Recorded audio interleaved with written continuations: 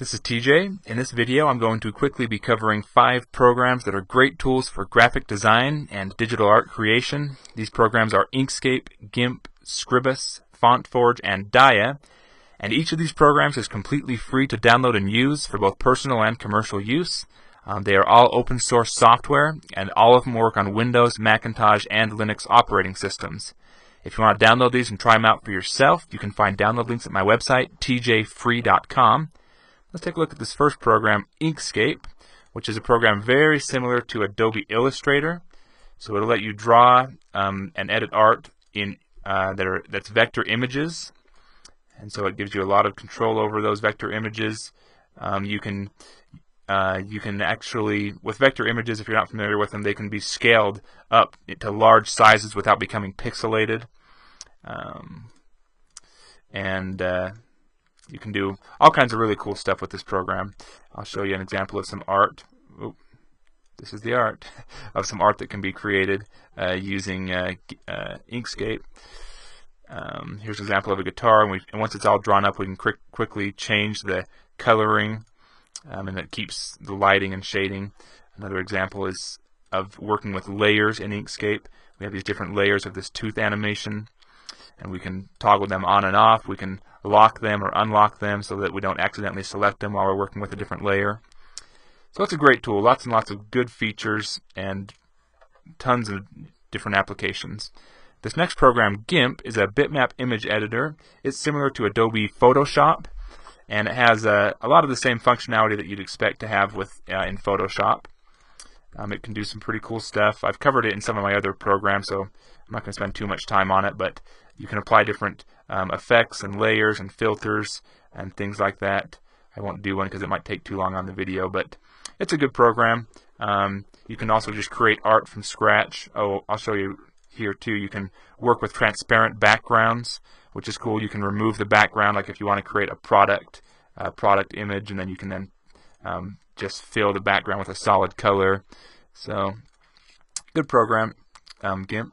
This next one, Scribus, is similar to Adobe InDesign or QuarkXPress. It's a desktop publishing tool, and you can use it to create books, calendars, business cards, anything that has printed text, basically. And it gives you a lot of manipulation over that text. So we can come here, let's go to this one here. Cats in the Cradle.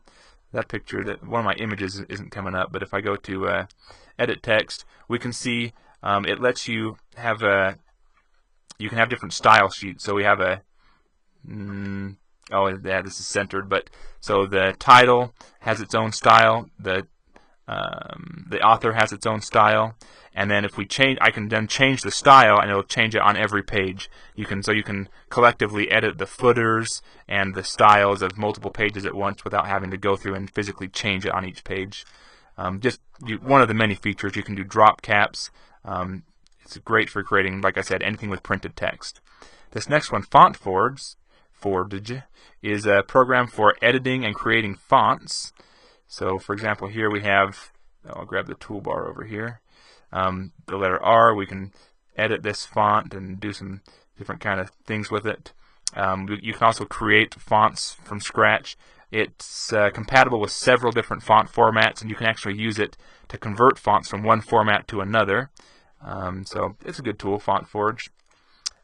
This last program, Dia, is a program for creating flowcharts and diagrams.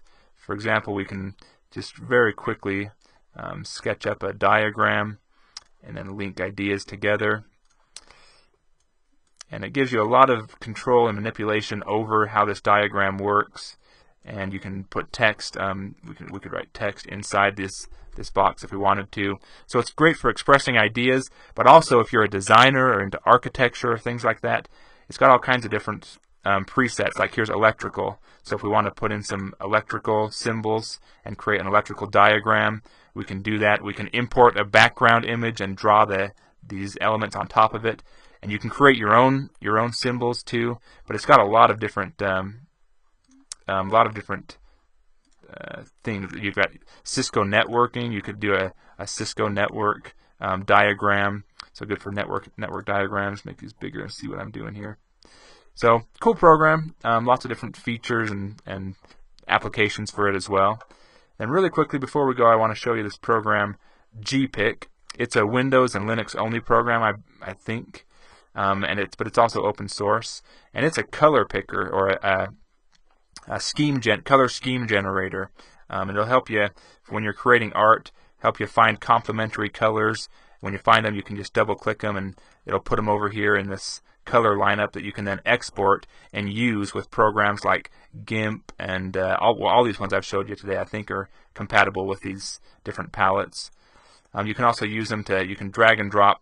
It's not letting me do it because of this screen. I'm doing a screencast right now, but you can come over here and actually apply these colors to a sample web page or a sample menu and figure out, which colors are going to be best for that. So it's a color picker and scheme generation tool, and that's Gpic. Well, these are the programs I wanted to share with you today. Appreciate you watching. If you're interested, I'd like you to check out some of my other videos where I do some web design tools. I also have 2D and 3D animation tools. So check out my other videos. Go ahead and comment and subscribe if you'd like to. And I hope you have a wonderful day.